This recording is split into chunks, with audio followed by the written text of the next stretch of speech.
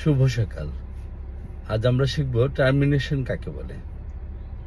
আমরা প্রায়ই ভুল করি।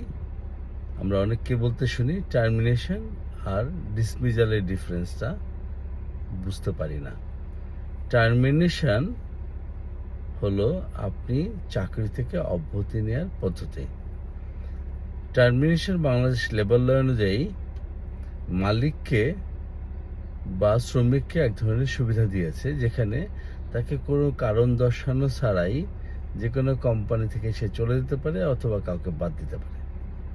টার্মিনেশনের একটা শর্ত হলো যে টার্মিনেশনের জন্য আপনাকে টার্মিনেশন বেনিফিট দিতে হবে। যখন এমপ্লয়ার কোনো এমপ্লয়িকে বাদ দিতে চায় উইদাউট এনি রিজন, তখন তাকে 4 মাস বা 120 দিনের নোটিশ দিতে হবে অথবা 120 দিনের পে করতে হবে। সাথে সাথে অন্যান্য পাওনাদি থাকলে সেগুলোকেও পে করতে হবে।